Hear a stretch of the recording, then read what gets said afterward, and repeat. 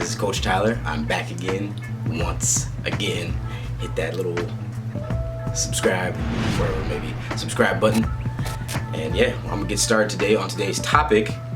I'm gonna talk about the importance of genetics.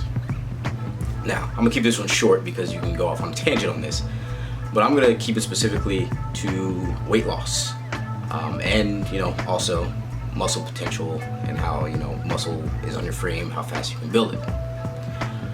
We're all different. We all know this. We're all different heights. We're all different weights, different our arms are.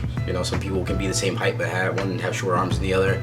We could be the same height, or I could be shorter than you but for some reason have longer legs than you. I don't know. Things are weird. Humans weird. The whole thing's strange. But I wanted to address how important genetics are to what you're trying to achieve. So number one, I want to talk about weight loss. We all know that there are three different body types: the endomorph, the ectomorph, and the mesomorph.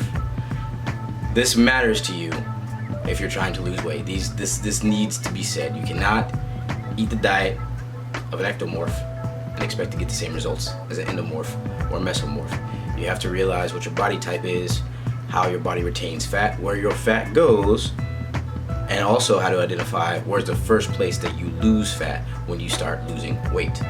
This is important because if you're looking in the wrong place, you might not be able to tell. You might get discouraged and might just say, to hell with all this. So that's very important. And genetics is also important when trying to put on muscle. We all know this. Some people have to work out, until their hands bleed to get the same progress as a guy that just does push-ups and sit-ups. They have to do deadlifts, bench press, chin-ups, drink 3 protein shakes a day, 4 protein shakes a day, eat 5,000 calories. Well, this guy over here, he looks not just as good as you, but actually a little bit better and doesn't do like a quarter of that. Is it fair? No, but when is life ever fair? Genetics do matter, and this is also another thing that I want to speak on. As far as genetics, you've got to be careful with these people that you're trying to compare yourself to when you go on a weight loss journey, or you go on a I want to put on muscle journey.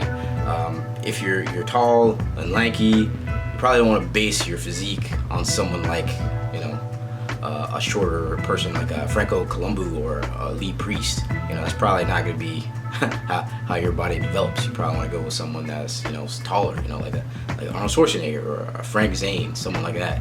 You want to base your body on that, and try to form it in that manner. I could use an example of if you play golf. If you're shorter of stature, you probably don't want to base your swing on Jordan Spieth or Dustin Johnson.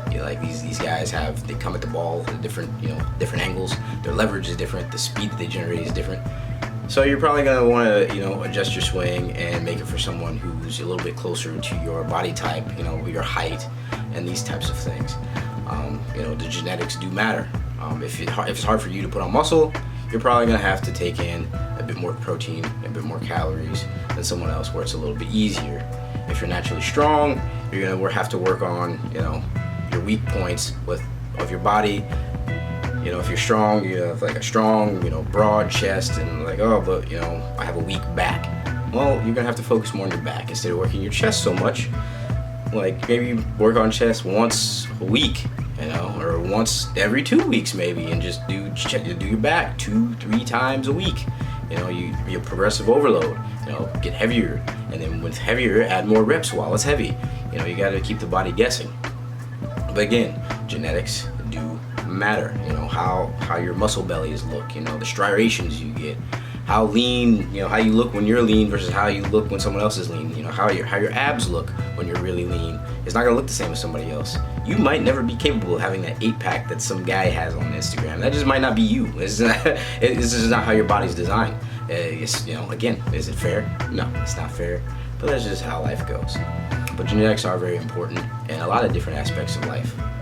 One more example: if you're 5'2", 110 pounds, and you're slow, you're not gonna probably be an NBA player. You might want to put the basketball down and pick up something else and just move on. Don't waste your time.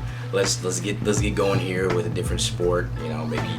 Maybe go run or be a horse jockey or something, I don't know. Something else, because that's most likely not going to work out, and that's just a matter of genetics. You could have one of the best jump shots the world's ever seen, but if you're that size, it's probably not going to work out for you. That's just the nature of the game. So genetics are important for weight loss and for putting on muscle, and you need to realize that the earlier you can recognize what you're strong at, what you're weak at, how do you hold weight, where you lose weight the fastest, where you gain weight the fastest, it could be a sign of like, oh, I'm starting to get my love handles back. It means I need to, calm down, do some cardio, taking a little less calories, and go from there. There's no such thing as, spot reduction. There's no such thing as that. You can't target a specific area of your body and make it leaner. It's just not how it works. You have to just lower your overall body fat percentage in order for you to really see any progress. And the one area you might hate the most, where most fat is stored, that might be the very last area that gets hit, and you start burning from that, when it's all said and done.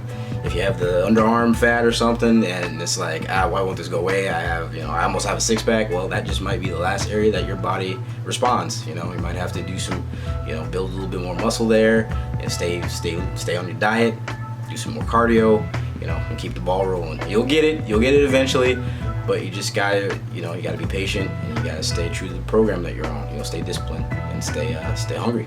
So I think that's gonna be it for me today. I didn't want to talk as long as I did, because I could have talked a lot more in detail about this, and maybe I will make another video about the importance of genetics. But I think that's it for this video, and I will see you guys later. Peace.